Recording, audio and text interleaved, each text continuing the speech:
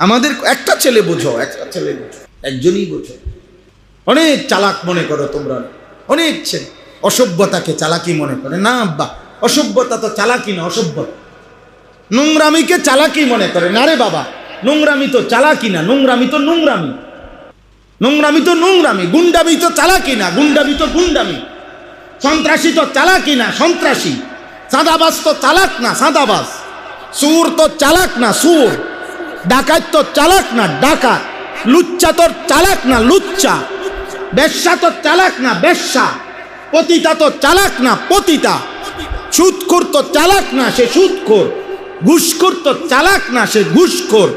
বেহায়া নর্তকী তো চালাক না, সে নর্তকী। বুঝো নাই শিহাব? যে এটা তো শব্দ কি আছে, নির্ধারিত আছে। তুমি চালাক কইবা কিত্তা? প্রত্যেক পাপীর জন্য পৃথক পৃথক শব্দ আছে না? তো চালাক হইব কেমন? ও চালাক হবে কেমন? অনেকেই, অনেক ছেলে আছে দেখ, মনে করে আমি যে বাটফারি করি আমি চালাক। হ্যাঁ, তুমি বাটফারে না। আমি যে মাকে ফাঁকি দেই আমি চালাক। না না, তুমি ফাঁকিবাজ। আমি যে নামাজকে ফাঁকি দেই তুমি চালাক। না না, তুমি ফাঁকিবাজ। আবু জাহেল নামাজ ফাঁকি দিয়ে কি লাভ হয়েছে? আবু লাহাব আল্লাহকে ফাঁকি দিয়ে কি মর্যাদা পাইছে? ফেরাউন নমরুদ আল্লাহকে ফাঁকি দিয়ে কি মর্যাদা পাইছে? এই পৃথিবীর কোন নিকৃষ্ট পাপী বাবা বলেন নাফরমানি করে কে কোথায় গেছে? একটা বেঈমান এই পৃথিবীতে যে ভুলে, উনি মূলত বেঈমান, কিন্তু ভুলে মানুষ উনারে চিনতে পারছে না, টের করতে পারছে না, শেষ পর্যন্ত ধরা খাইছে না। এখনো তিনি জুনায়েদ বাগদাদির মতো মর্যাদাবান। এমন বেঈমান কে? কথা বলে না। এমন নাফরমান কে যে না মানুষ টের করতে পারছে না? এজন্য একটা কথা আছে প্রসিদ্ধ, ইতিহাস কখনো ভুল কালিতে লেখা হয় না। ইতিহাস কখনো কি হয় না? ভুল কালিতে। ক্ষমতার জোর, প্রভাব, শরীরের শক্তি, টাকার সামর্থ্য কোনো কিছু দিয়ে সাময়িক দমিয়ে রাখা যায়, কিন্তু মাটির নিচে বসেও কেউ সত্য ইতিহাস হয়তো সাতবক জমিনের নিচে লিখে রাখে। ফলে একদিন মুখোশ খুলে যায়। আমারও তোমারও মুখোশ কি হয়ে যায়? খুলে যায়। আল্লাহর নবী সাল্লাল্লাহু আলাইহি সাল্লাম বলছেন, হে আল্লাহর বান্দা, রাতের অন্ধকারের একাকিত্বের গুনাহ তোমার। নবীজি বলছে, কসম উম্মত, দিনের আলোতে আল্লাহ তাআলা চেহারায় ভাসিয়ে দেয়। এই জন্য মানুষ দেখে নাই তুমি মদ খাইছো, মানুষ দেখে নাই তুমি জুয়া খেলছো, কিন্তু তোমার গুনার চিহ্ন চেহারা দেখেই মানুষ মন্তব্য করে, দেখলেই মনে হয় ফুটটা ঘর। এটা কেমনে করলো না তো? বুঝেন নাই কথাটা? আরে তারে দেখতে মনে হয় গাঁজা ঘর। হ্যাঁ, চেহারা দেখলে তো মনে হয় সুর। কিরে তুই সুরের মতো এরম এরম করস কা? মানুষ কয় না? কি বুঝা গেল? অথচ সে যখন গুনাহ করছে তখন কিন্তু এই লোক সাথে ছিল না, ছিল এই লোক, কিন্তু না, মানুষ চিনতে ভুল করে না। অফিকা উয়ুবুন ওয়ালিন্নাসি আ'য়ুনুন, আরবি প্রবাদ এটা। অফিকা উয়ুবুন ওয়ালিন্নাসি আ'য়ুনুন, তোমারও দোষ আছে, মানুষেরও চোখ আছে। তোমারও দোষ আছে, মানুষেরও চোখ আছে। তোমরা যারা আব্বা মুশরিকের মতো চুল, মানুষ তোমাদেরকে ইমানদার ভাবে না। তোমরা যারা বেনামাজি, মানুষ তোমাদেরকে ভদ্র ভাবে না রে আব্বা। তোমরা যারা মোবাইলে উলঙ্গ ছবি দেখো, নর্তকী দেখো, মানুষ তোমাদেরকে চরিত্রবান ভাবে না, অসতী ভাবে। হয়তো বলে, নয়তো বলে না, সেটা ভিন্ন বিষয়। বলে কেউ, কেউ বলে না। না বলা মানে তো বাচ্চা গেলা না। যাদের কপালে নামাজ নাই, সেজদা নাই আব্বা, এটা মানুষ বুঝতে ভুল করে না, চিনতে ভুল করে না, ভুল করে না। এজন্য কোনো একজন ছেলে, কোনো একজন, তোমরা আমাদের পরিচিত ছেলে, আমি এই এলাকার মানুষই বলা যায়। ওই যে মাওলানা শিহাব আমাদের ছাত্র, ও আমার বলতেছে, হুজুর ঘোষণা দিয়ে দিতাম না। আমি গেলাম সারিফারাও যদি আমার নাম কইয়ে দেওয়ান লাগে আমি কে, তো আমি আজ এত বছর ঘাস কাটি করি। কিন্তু এই গ্রাম তো আমি একবার দুইবার না, বারবারই আসছি, বারবারই আসছি। কবির ভাই বলতেছেন, মসজিদের শুরুতেই আমরা আসছিলাম, আমার হয়তো মনে নাই, কিন্তু কত আসছি আপনাদের এলাকা, গলিতে গলিতে আসছি, গ্রামে গ্রামে গেছি, গ্রামে গ্রামে। আলহামদুলিল্লাহ, আলহামদুলিল্লাহ।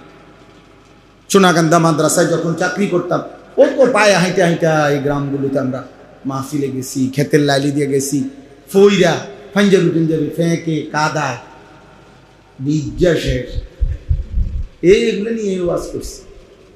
ও এখান থেকে সোনাকান্দা মাদ্রাসার থেকে হাঁটতে হাঁটতে কোনাকুনি দিয়া জগন্নাথপুর, শেষরা, কিতা চুমুরিয়া, আরো আছে, আরো একটা দূর আছে একটা গ্রাম, পুকুরে নদীর পাড় দিয়ে দিয়ে গেছি, নাল্লা না কি জানি বা এই জাতীয়, হ্যাঁ মোল্লা নাল্লা এই জাতীয়, হাইটা গেছি বেটা, হাইটা 2 ঘন্টা 3 ঘন্টা পায়ে হাইটা, পায়ে হাঁটা। হাটখোলা বাজার আমার প্রথম মাহফিল বয়ান করছি, ও ঈশাননগর,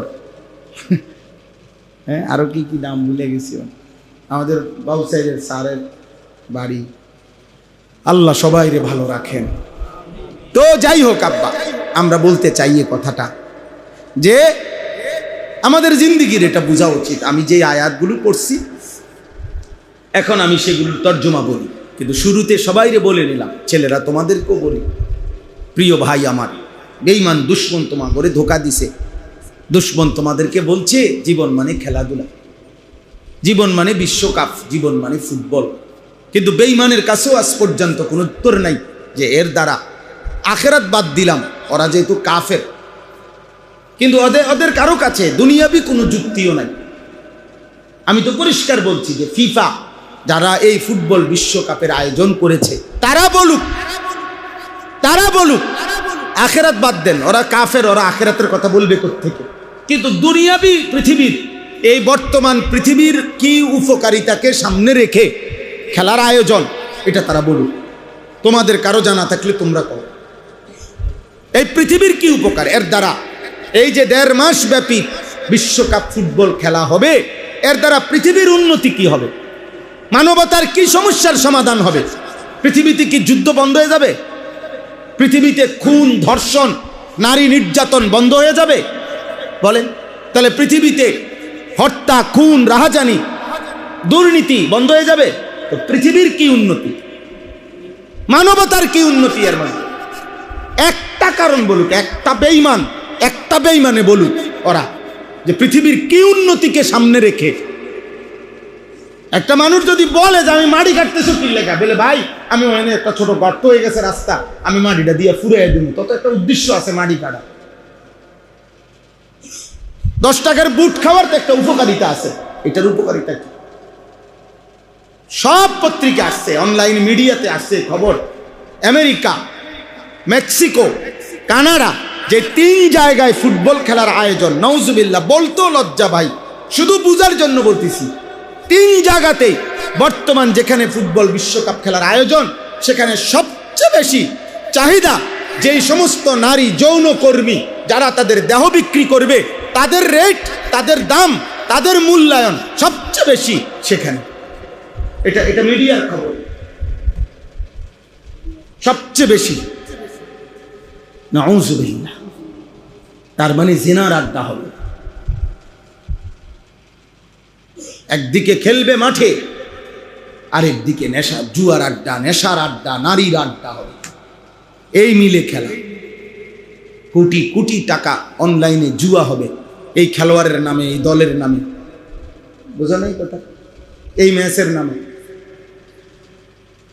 অথচ আর্জেন্টিনার খেলোয়াড় চিনেও না আমাদের, ব্রাজিলের খেলোয়াড় চিনেও না, ওরা জানেও না, আমাদের পরিচয়ও জানে না। আমাদের যেই যুবক 24 ঘন্টা রাত্র দিন তার জন্য মাতলামি করতেছে, এই মাতালের খবর ওই মাতালে জানেও না, ও চিনেও না। এখানে মারামারি করে 50 জন আহত হয়েছে বাংলাদেশে। কিছুদিন আগে, 3-4 দিন আগে ব্রাজিল আর্জেন্টিনা সমর্থকদের মারামারিতে 50 জন আহত হয়েছে। হ্যাঁ হ্যাঁ, ফ্রি চিকিৎসা দিবে কেউ, কেউ আপনার ফ্রি দাঁতের চিকিৎসা দিবে, কেউ এটা দিবে, যাই হোক, আল্লাহ সবাইরে বুঝ দান করেন। আল্লাহ সবাইকে কল্যাণ দান করে। প্রিয় ভাই, আল্লাহকে ভুলে গেলে, আখিরাতকে ভুলে গেলে, হালাল হারাম ভুলে গেলে, পাক নাফাক ভুলে গেলে, জায়েজ না জায়েজ ভুলে গেলে, এটাই কথা কোরআনে আল্লাহ বলছে, আমি আল্লাহ থেকে যে ছুটে যায়, খোদার কসম আল্লাহ বলছে, সে যে কোথায় হারিয়ে যায় আর কেউ জানে না। আল্লাহ তাআলা কোরআনে তাকে ঝড়ো বাতাস, আমি অনেক সময় এটা দেখছি, দেখবেন পলিথিন, তোর খোলা পলিথিন, বাতাস খুব জোরে, তো পলিথিন দেখবেন অনেক সময় মনে হয় যে এটা এরম উড়ে, পলিথিনটা বাতাসে, একবার বাতাসে এদিকে যায়, আবার এইটারই বাতাস বাইরেইয়া এদিকে নিয়ে আসে। মানে পলিথিনের আর নিজস্ব ক্ষমতা থাকে না যে কোন দিকে যাবে, বাতাস তাকে যখন যেদিকে বাইরে, এদিকে সে কি করে, বাইরে খায়। কথা বল, আল্লাহ কোরআনে এটাই বলছে যে বেঈমান আমি আল্লাহ থেকে ছুটে গেল, খোদার কসম আল্লাহ বলে ঝড়ো বাতাস এবার তাকে এদিক থেকে সেদিক, সেদিক থেকে এদিক শুধু ঘুরাবেই। এই নাফরমানার কোথাও স্থির হইতে পারবে না যে তার ঠিকানা কোথায়, গন্তব্য কোথায়, যাবে কোথায়, থামবে কোথায়। আমি তো জানি আমার হালাল স্ত্রী আছে, অতএব আমি থামবো গিয়ে তার কাছে। আমি তো জানি আমার নির্দিষ্ট পরিমাণ টাকা হালাল আছে, আমি থামতে হবে এখানে। কিন্তু বেঈমান থামবে কোথায়? যে ছেলে যুবক আর উলঙ্গ নারী দেখে, নর্তকীর ছবি দেখে, এই জানোয়ার, এই মানুষরূপী হাইওয়ান কোন নারী দেখা কতক্ষণ দেখে থামবে, এর কোনো নিশ্চয়তা আছে? ও কি জানে? ও জানে না তো। সুর থামবে কখন? সুদখোর থামবে কখন? ঘুষখোর থামবে কখন? হারাম নর্তকী থামবে কখন? জানে না। পাপী জানে না। পাপীর কোনো গন্তব্য থাকে না, নাফরমানের কোনো মঞ্জিল থাকে না, পাগলের কোনো ঠিকানা থাকে না, মাতালের কোনো ঠাঁই মিলে না। হ্যাঁ, তোমরা যারা মনে রাখো তোমরা মুসলমান, দুশ্মন তোমাদেরকে ঘুরে গেড়াইয়া একদিন তোমাদেরকে ফেলেই দিবে, টেনে নিবে না কোনো দিন। সুখের দুঃখের বিপদের কোনো মুহূর্তেই টেনে নিবে না। আজকে পর্যন্ত পৃথিবীতে এই পর্যন্ত ফিলিস্তিন সমস্যার কোনো সমাধান কোনো বেঈমান দেয় না। রোহিঙ্গা সমস্যার কোনো সমাধান করে না, কাশ্মীর সমস্যার সমাধান করে না। অথচ পৃথিবীর অসংখ্য ইহুদি খ্রিস্টানদের ছোট ছোট অঞ্চল আলাদা আলাদা করে দিছে, সুদান আলাদা করে দিছে, ভিয়েতনাম আলাদা করে দিছে, কত কিছু আলাদা করে দিছে। যেখানেই খ্রিস্টান কোনো অঞ্চলের কিছু মানুষ বিদ্রোহ করছে, ওদের একটা সমাধান করে দিছে। কিন্তু মুসলমানের সমাধান হয়, মুসলমানের সমাধান হয়। আমরা মুসলমান, পরিচয় লুকাইয়াও পারতেন না, চুল দিয়া, চেহারা দিয়া, প্যান্ট হাফ প্যান্ট পইরা খাড়াইয়া মুততেও আপনি পরিচয় লুকাইতে পারতেন না কেউ। ছেলেদেরকে বলি আব্বা, কারণ তোমার অজান্তেই তোমার জন্ম নিবন্ধন সনদে ওরা জানিয়ে নিছে তোমার ধর্ম ইসলাম। ওরা এটা কি করে রাখছে? এটা অনলাইনে আছে না, সমস্ত প্রতিটা তথ্য আমাদের কোথায় আছে? অনলাইনে আছে। প্রত্যেক পাসপোর্টে আমার তথ্য আছে, আমি ধর্মে ইসলাম। আমার জন্ম নিবন্ধন সনদে, আমার টিকা কার্ডে লেখা আছে আমার ধর্ম ইসলাম। তাহলে আর এগুলো সব অনলাইনে আছে। আর অনলাইন মানে সারা পৃথিবী ঘুরতেছে, এটা সারা পৃথিবী ব্যাপী। অতএব কেউ লুকাইবার আর সুযোগ নাই যে আমি মুসলমান না, এই কথা বলার কোনো সুযোগ নাই, লুকাইবার সিস্টেম নাই। অতএব সমাধান এটাই, যেহেতু আমি লুকাইবার উপায় নাই, তাহলে আমি আমার ধর্ম মাইনা প্রয়োজনে মরে যাই, আমি আমার আল্লাহকে মাইনা প্রয়োজনে আমি মরে যাই, অসুবিধা কি? আমার সমস্যা কি? ফালাস্তু উবালি হিনা উক্তালু মুসলিমান আলা আইয়ি শিক্কিন কানা লিল্লাহি মাসরাই। নবীজির সাহাবী খুবাইব ইবনে আদি একজন সাহাবী, মক্কার কাফেররা ওনাকে ফাঁসিতে ঝুলাইছিল। ফাঁসিতে ঝুলাইবার পূর্ব মুহূর্তে মক্কার নেতা আবু সুফিয়ান ওনাকে জিজ্ঞেস করছিলেন, হে মুহাম্মদের সাহাবী খুবাইব, মৃত্যুর পূর্বে ফাঁসির মুহূর্তে তোমার শেষ তামান্না কি, শেষ ইচ্ছা কি? উনি বলছে, শেষবারের মতো 2 রাকাত নামাজ পড়তে চাই। তো ওনার রশি খুলে দিছে, উনি 2 রাকাত নামাজ পড়ছে, 2 হাত তুলে আল্লাহর কাছে মুনাজাত করছে, আয় আল্লাহ, আজ আমার আর কোনো পরোয়া নাই, আমি আপনার আনুগত্য নিয়ে মরতেছি। আপনার সেজদা দিছি মালিক, ফালাস্তু উবালি, এখন আর আমি কোনো পরোয়া করি না। হিনা উকতালু মুসলিমান, যখন আমি শহীদ হতে যাচ্ছি, আত্মসমর্পণ ইসলাম অবস্থায়, আপনার আনুগত্য অবস্থায়। আলা আইয়ি শিক্কিন কানা লিল্লাহি মাসরাই, এবার দুশমন আমারে টাইনা সিরা ফাইরাও যদি ফেলে, যেখানে মন চায় নেয়, আমার কোনো অসুবিধা নাই, আমি আপনাকে সেজদা দিছি। মানে ওখানে আছে একটা কথা যে উনারে বলছিল মক্কার কাফেররা যে তোকে মাইরা ফাঁসি দিয়া তোর শরীরের চামড়া ছিলা টুকরা টুকরা করে ফেলাই দেব। তিনি ওই কথার জবাবে এই কথাটা বলছে যে আমি যেহেতু আল্লাহ আপনাকে সেজদা দিছি, আলা আইয়ি শিক্কিন কানা লিল্লাহি মাসরাই, এবার যেদিকেই যা ইচ্ছে আমার লাশকে নিয়ে করা হোক, ছিঁড়া ফেলুক, টুকরা করে ফেলুক, আমারে পশ্চিম দিক হোক, পূর্ব দিকে হোক, উত্তর দিকে হোক, দক্ষিণ দিকে হোক, যেখানেই ছুঁড়ে মারুক, কোনো অসুবিধা নাই মাওলা, আমি তো আপনাকে সেজদা দিয়ে মরছি। এরপরে তিনি বলছেন, হাদিসে আছে, হযরত খুবাইব আর দ্বিতীয় আরেকটা দোয়া করছে, আল্লাহ আপনার কাছে আমার তামান্না, আমি আমার নবীর ভালোবাসা নিয়ে আল্লাহর দ্বীনের জন্য মরতে যাচ্ছি, শহীদ হচ্ছি। আমি এখন মক্কায়, নবী তখন মদিনায়, আল্লাহ নবী সাল্লাল্লাহু আলাইহি সাল্লাম তখন মদিনায় ছিলেন। হিজরতের পরের ঘটনা এটা। পরে উনি বলছে আমার একটাই তামান্না, এখান থেকে আমার এই হত্যার, আমার যে ফাঁসি দিচ্ছে, এই পুরা দৃশ্যটা আল্লাহ আপনার কুদরতে আপনি আপনার বন্ধুকে মদিনায় বৈশা আমার নবীকে দেখাইবার ব্যবস্থা করে দেন, উনি যেন দেখ। এটা কি সব কিতাবে আছে। আল্লাহ নবী মদিনায় মসজিদে নববীতে বসে বসে তখন নবী সাল্লাল্লাহু আলাইহি সাল্লামের চোখ মুবারক কাঁদতেছিলেন। সাহাবারা জিজ্ঞেস করছেন, ইয়া রাসূলুল্লাহ আপনি কাঁদতেছেন কেন?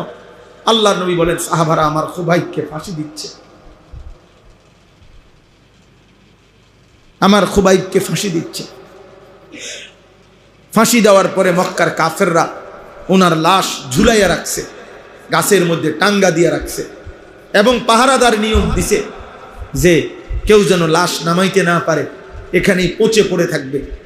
আল্লাহর নবী তখন মদিনায় চোখের পানি মুছতে মুছতে সাহাবাদেরকে বলছে, সাহাবারা এমন কেউ আছো কি না হিম্মতওয়ালা, আমার খুবাইবের লাশ নামাইয়া মদিনায় আনবা।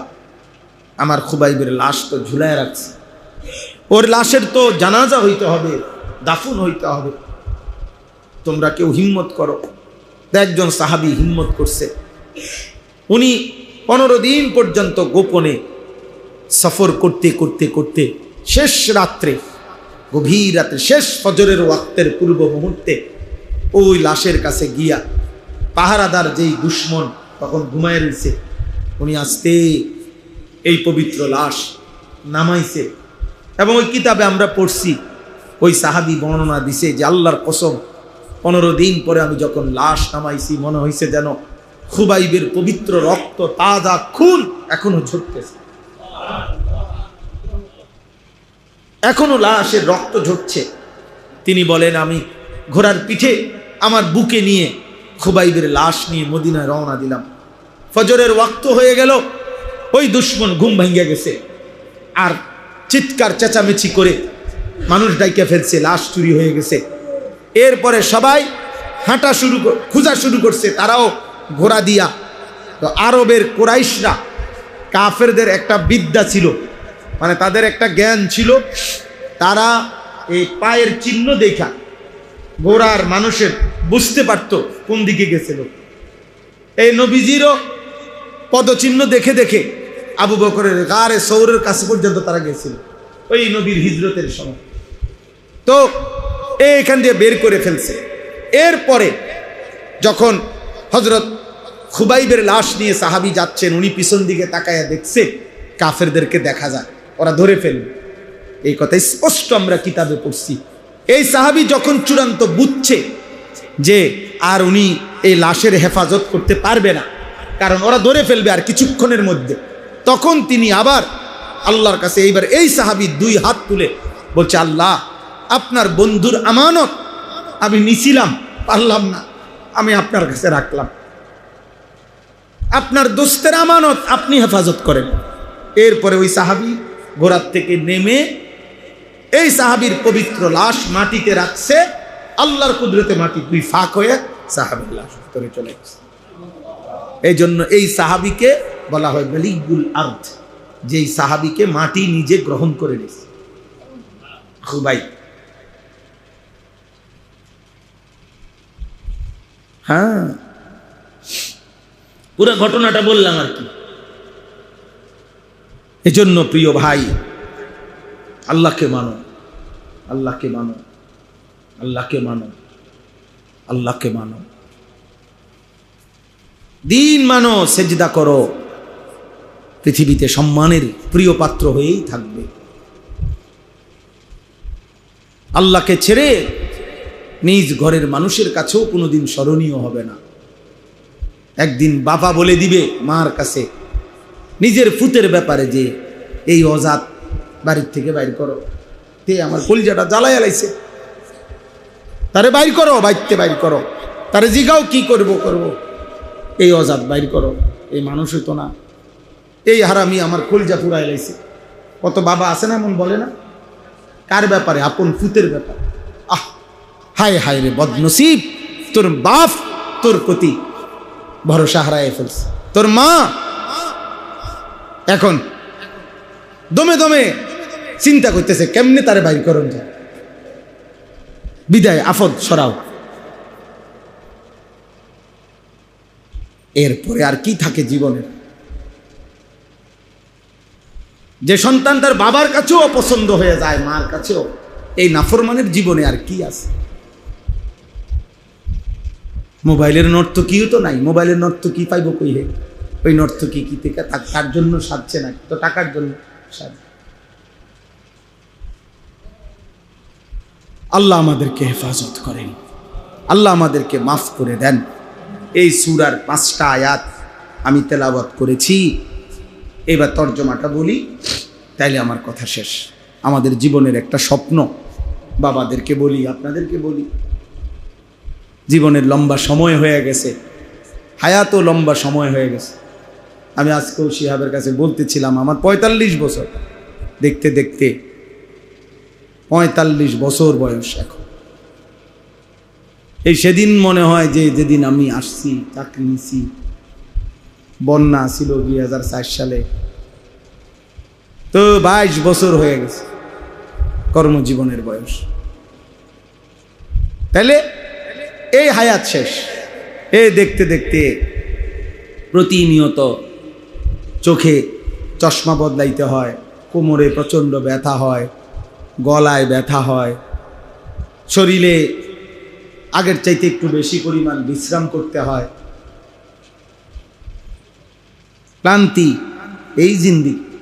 এই তোমরা ছেলেরাও হয়তো আজকে মোবাইল দেখতে দেখতে দেখতে দেখতে তোমরা আর কোনো বিরক্তি নাই, ক্লান্তি নাই, নারী দেখতে দেখতে, ছবি দেখতে দেখতে, অশ্লীল দৃশ্য দেখতে, বন্ধুদের আড্ডা দিতে দিতে ঘন্টার পর ঘন্টা অনেকে আছো, আহ কি করছো, কেন করছো, কিছুই জানো না,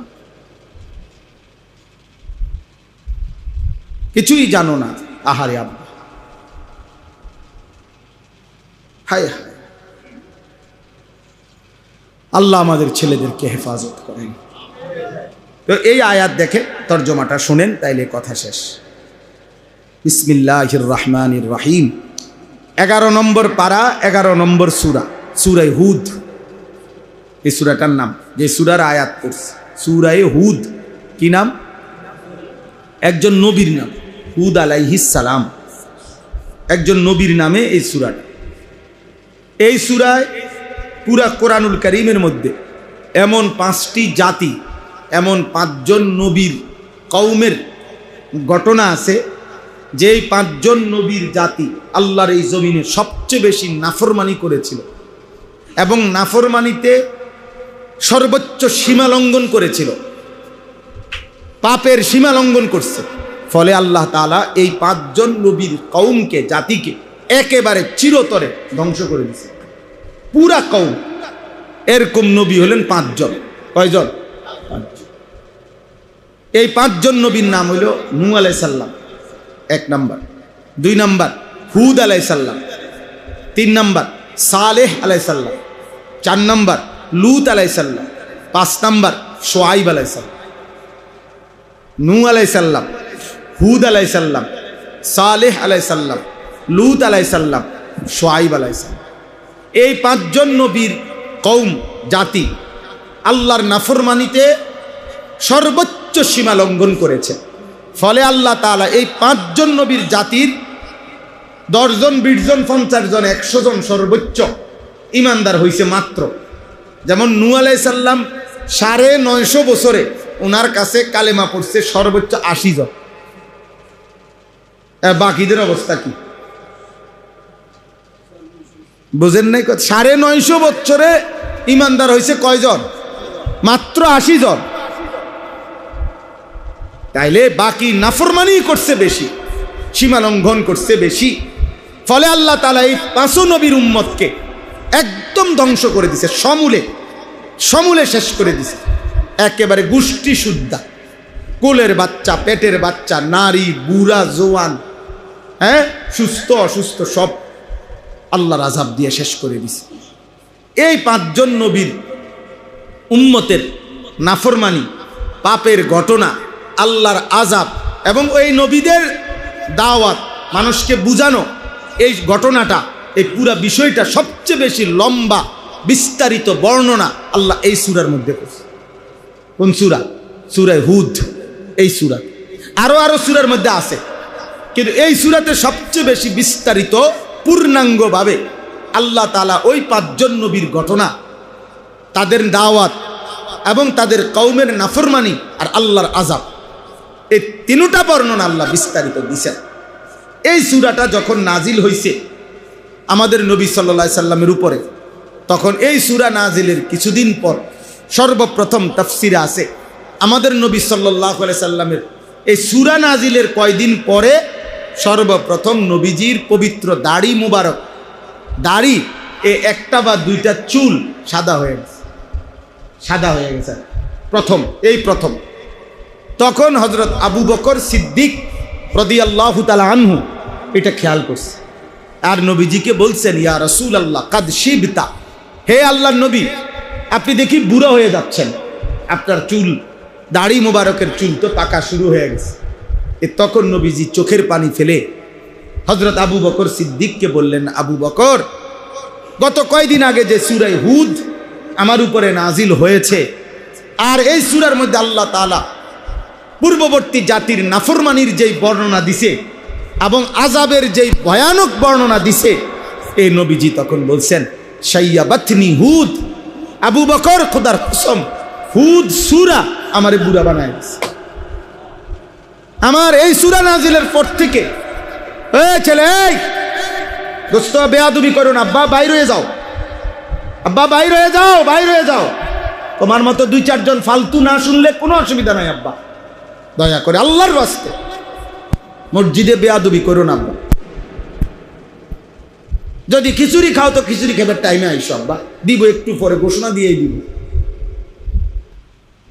আমি ছেড়ে দেওয়ার মানুষ না, আমার জিন্দেগির এটা স্বপ্ন, সাধনা, আমার সন্তান ফিরবে, আমাদের ছেলেরাই ফিরবে, এবং আমরা আশাবাদী আলহামদুলিল্লাহ, এবং এই আশাতে আমরা হতাশ না। সবচেয়ে মজার বিষয় এটা, হতাশ না, আলহামদুলিল্লাহ। সারা বাংলাদেশে হাজার হাজার লাখো ছেলে প্রতিদিন আলহামদুলিল্লাহ আল্লাহর দিকে ফিরতেছে।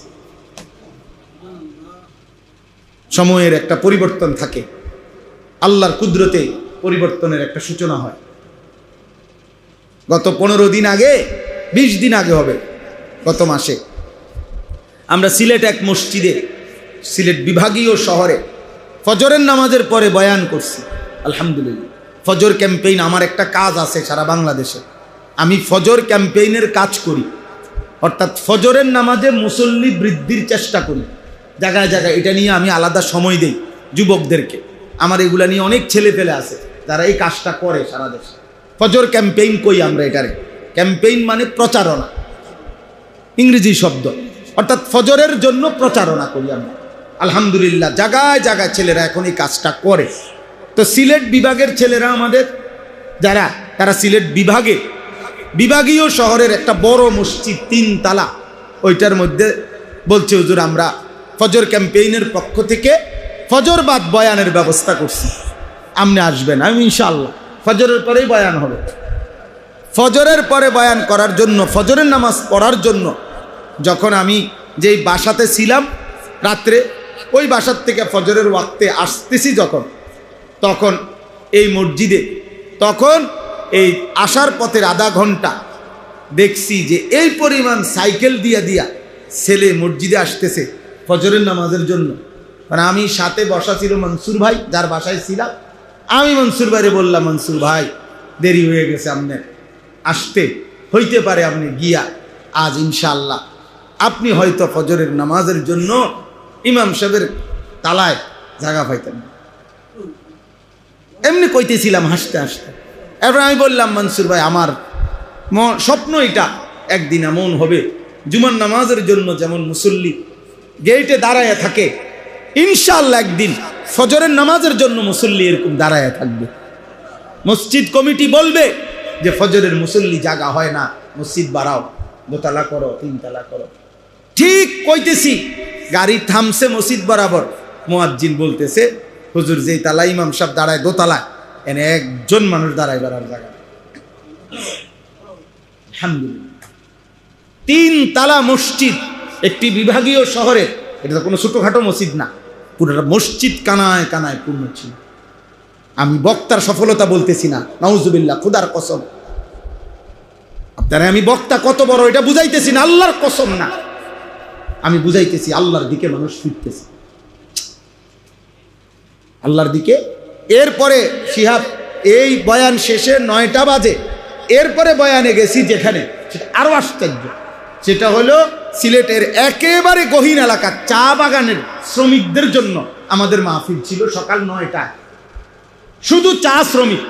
আলহামদুলিল্লাহ, সেখানে গিয়েও দেখছি ভরপুর মানুষ চা শ্রমিক আল্লাহর কথা শুনতে বসে আছে।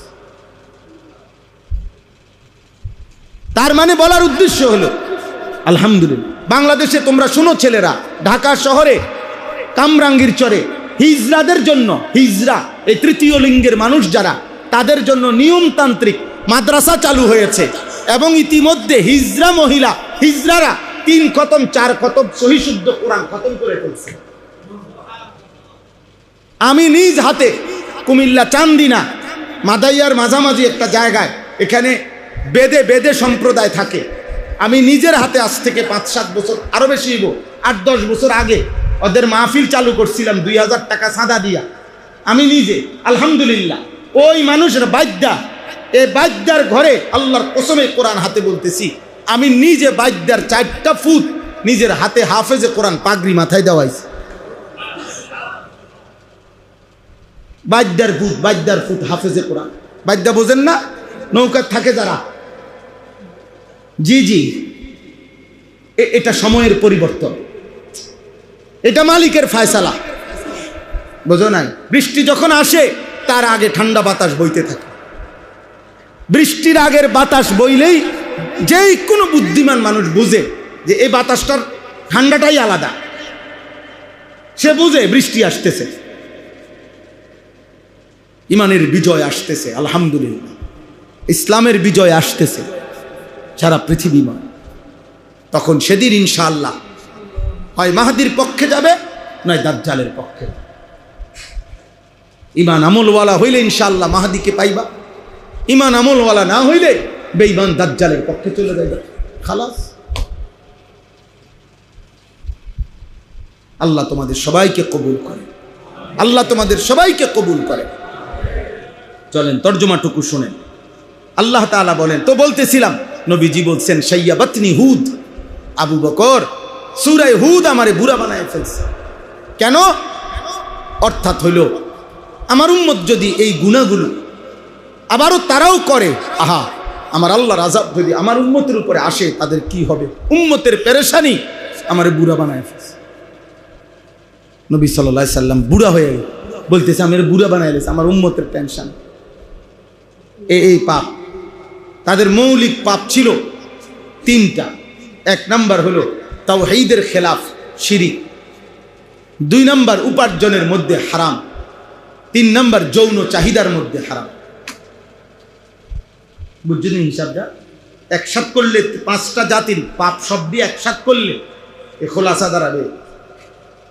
অর্থাৎ লজ্জাস্থানের চাহিদায় মাতাল, এই যত লোক নারী দেখে, ছবি দেখে, নাটক দেখে, সিনেমা দেখে, মোবাইলে অশ্লীল দৃশ্য দেখে, উলঙ্গ নাচ গান দেখে, রাতভর জোয়ান কন, বুড়া কন, সাদওয়ানের কন আর মোবাইলওয়ালা কন, যে তার মেইন পাপটা কি?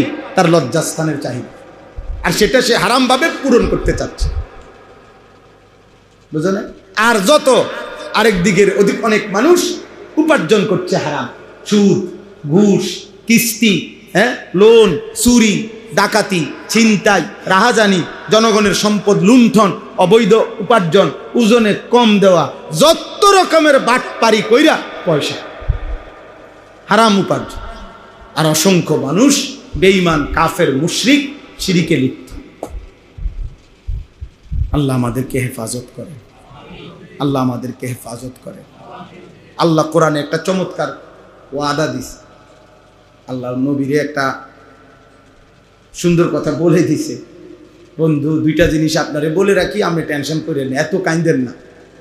একটা হলো আপনার উম্মতের মধ্যে ইস্তেগফার থাকলে আমি আল্লাহ কইলাম চূড়ান্ত আযাব দিয়ে ধ্বংস করতাম। ওপরে কইেন, এটা খেয়াল রাখতে।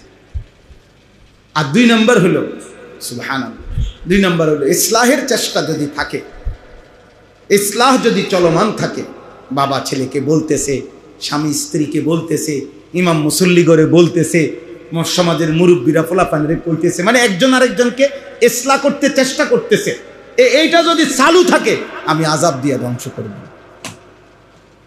সুবহানাল্লাহ। ওমা কানা আল্লাহু মুআযযিবাহুম ওয়া হুম ইস্তাগফিরুন। আরেকটা হলো ওমা কানা রাব্বুকা লিয়াহলিকাল কুরা বিযুলমিন লিয়ুহলিকাল কুরা বিযুলমিন ওয়া হুম মুসলিহুন। এইজন্য এই বলা চালু রাখা বলে অন কি সিজন নি বৃষ্টির, অন বৃষ্টি বা অন কি ওয়াজের সিজন নি, না অন হুদা ভাত খানার সিজন, ঠিক না? অন হইলো বনার চা খানার সিজন। বুঝেন নাই কথা? ওয়াজের ব্যাপার, আল্লাহর কথা বলার ক্ষেত্রে মন্তব্য হইল কি অন কি ওয়াজের সিজন নি, না অন হলো শুধু খানার সিজন, খানার সিজন। আমি আমার মাদ্রাসার ছাত্ররা বলতেছে হুজুর গরম, আমি ছাত্র করে বয়ানে বলতেছি, বেটা গরম যে আল্লাহর বরকত, তুমি এটা বুঝুনি। মানে আমি বলে মানে আম পাকে গরমে, জাম পাকে গরমে, তাল পাকে গরমে, কাঁঠাল পাকে গরমে, লিচু পাকে গরমে, সমস্ত মৌসুমি ফল পাকে কিসে? গরমে। তাহলে গরম যদি বরকত না হয় তো এই ফলগুলো কেমনে মিলতো? এবার ছেলেরা মাথা না কয়ে না, ঠিকই তো বুঝছি। তাইলে এই জন্য বললাম আল্লাহর কথা বলার কোনো সিজন নাই, প্রতিদিনই আল্লাহর কথা, প্রতি রাতেই কার কথা? আল্লাহ। আল্লাহ আমাদেরকে তৌফিক দান করে, আল্লাহ আমাদেরকে কবুল করে নেন। তোমরা ফিরতে শেখো, তোমরাও এই এলাকায় যারা ছেলে আসো নিজেদের মধ্যে ফজর ক্যাম্পেইনের কাজ করো, অর্থাৎ একজন বন্ধু সিদ্ধান্ত নাও তুমি ফজরের নামাজ মসজিদের জামাতে পড়বা, আর তুমি একজন বন্ধুকে ফজরের নামাজের জন্য ডাকবা। এই দূরে কাজ।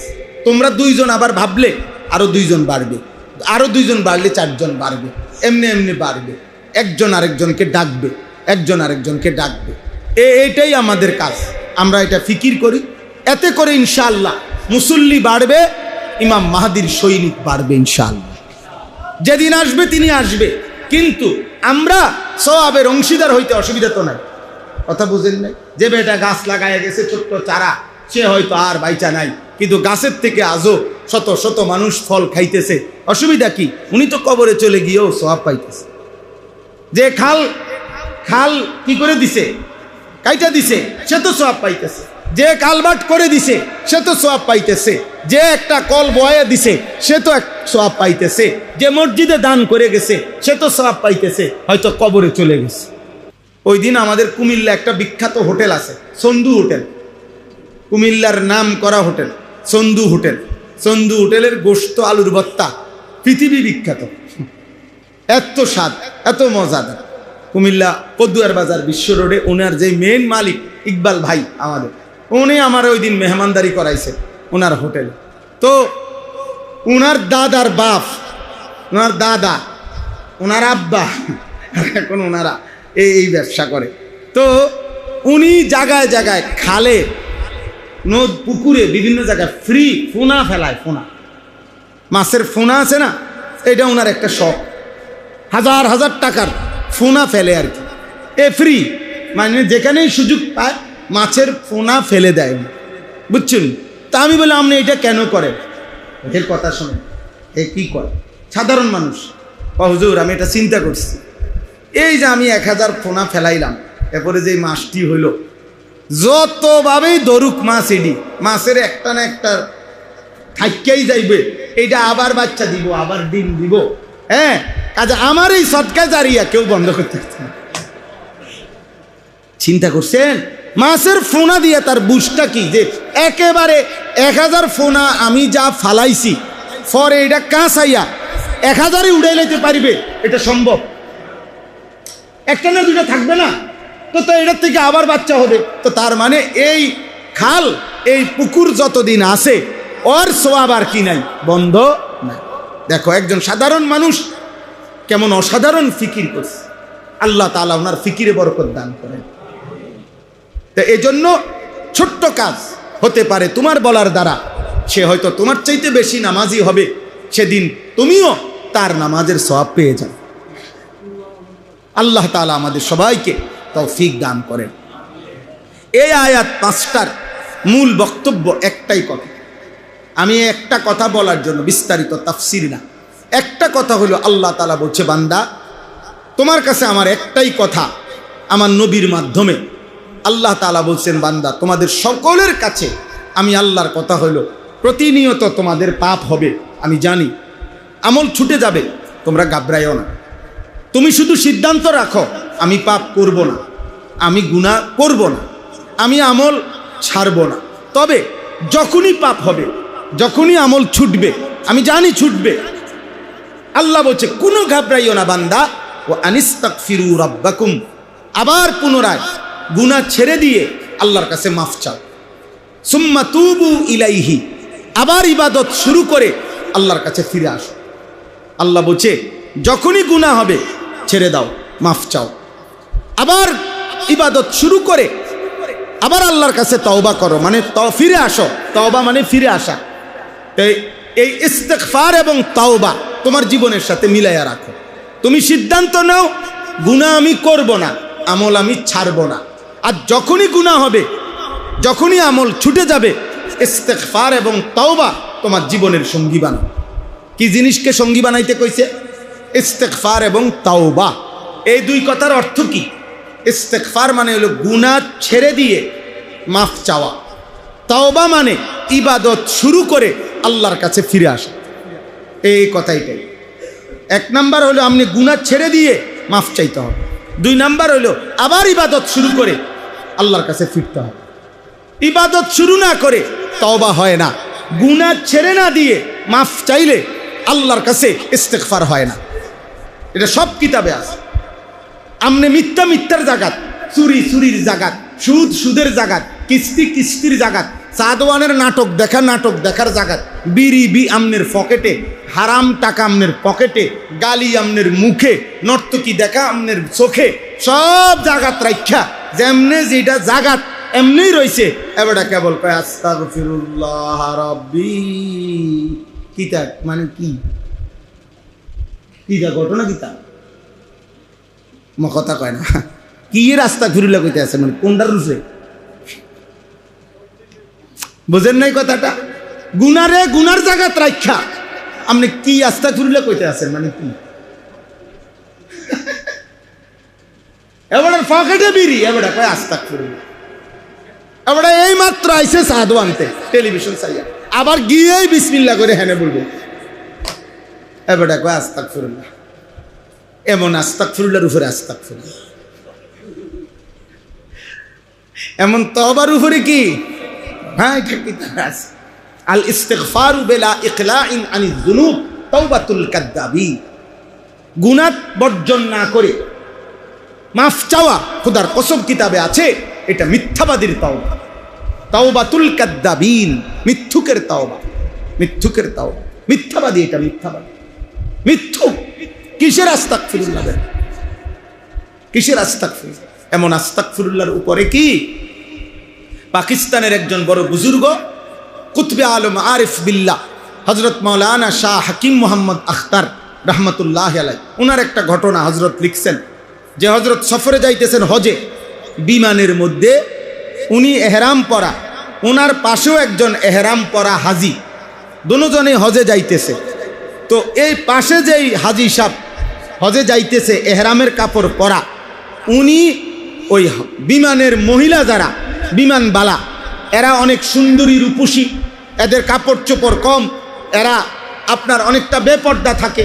তো এই হাজি সাহেব এই পাশে যিনি বসছে, উনি এই হজরত এই বুজুর্গকে বলতেছে মহিলাদের দিকে তাকাইয়া, এই বেড়া এহরাম পরা অবস্থায় তাকাইয়া আছে আর কি, মহিলাদের দিকে তাকাইয়াই নিজে নিজে বলতেছে আস্তাগফিরুল্লাহ আস্তাগফিরুল্লাহ হযরত ये कैसा मंजर है,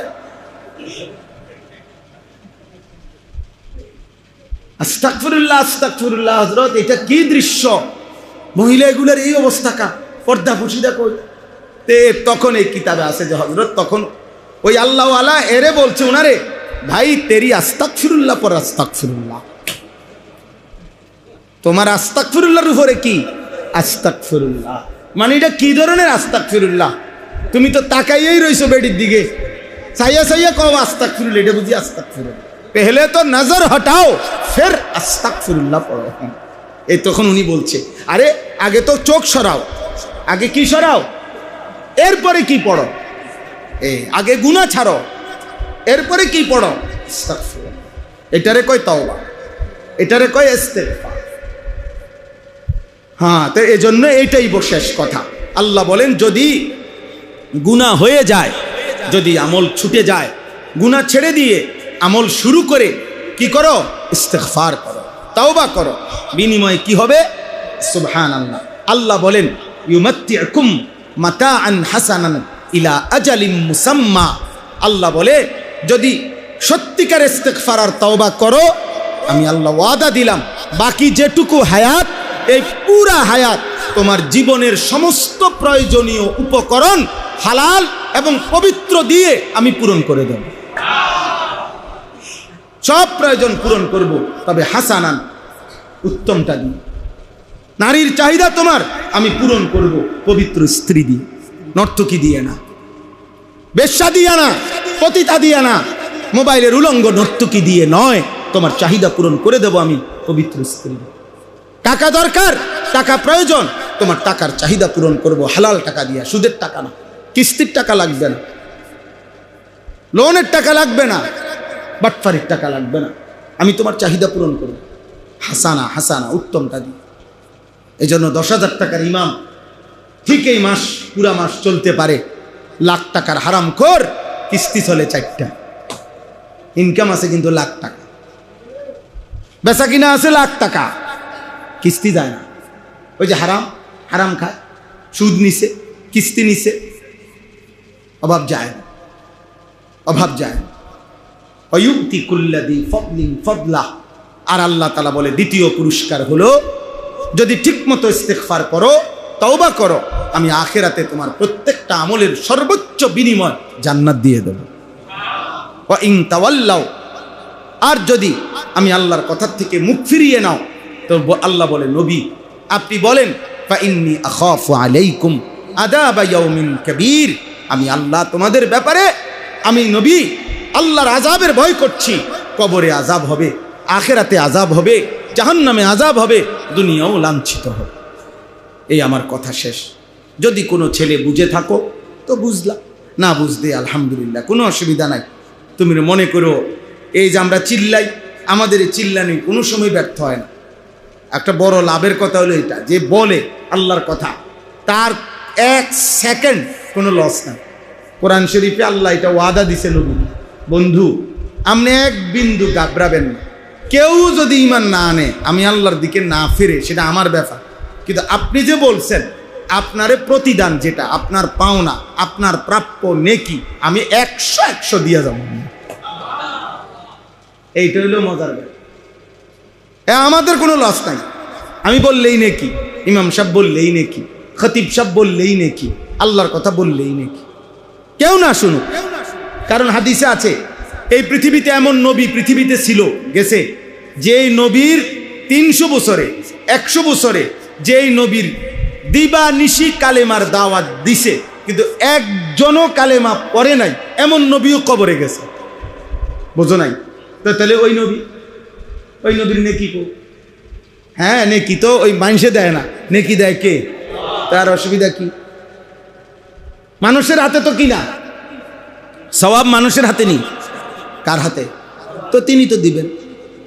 এজন্য আমি ছেলেদেরকে বললাম, প্রিয় ভাই, দয়া করে আল্লাহর দিকে ফেরো, নামাজ পড়ো। তুমি স্কুলে পড়ো, কোনো মানা নাই, কলেজে পড়ো, কোনো মানা নাই, ইউনিভার্সিটিতে পড়ো, কোনো অসুবিধা নেই। আল্লাহকে চেনো, নামাজ পড়ো, পাক নাফাক শিখো, কম বেশি সূরা কেরাত শিখো, দোয়া কালাম শিখো। আমরা চেষ্টা করি এটা। আমার মাদ্রাসা কুমিল্লা ক্যান্টনমেন্ট ময়নামতি সাহেবের বাজার, প্রতি বছর আমরা 2 মাস পর পর 3 মাস পর পর চেষ্টা করি আমাদের মাদ্রাসায় এই স্কুল কলেজ ইউনিভার্সিটির ছেলেদের জন্য কখনো 1 দিন কখনো 3 দিনের কোর্স করতে, এ দিন শিখানো, সূরা কেরাত, দোয়া কালাম, ওযু, নামাজ। আমার মাদ্রাসার বড় ছাত্র এবং উস্তাদ মিলে প্রায় 100 জন মুআল্লিম আছে আমাদের, যারা এগুলা শিখায়, আলাদা ট্রেনিং করা।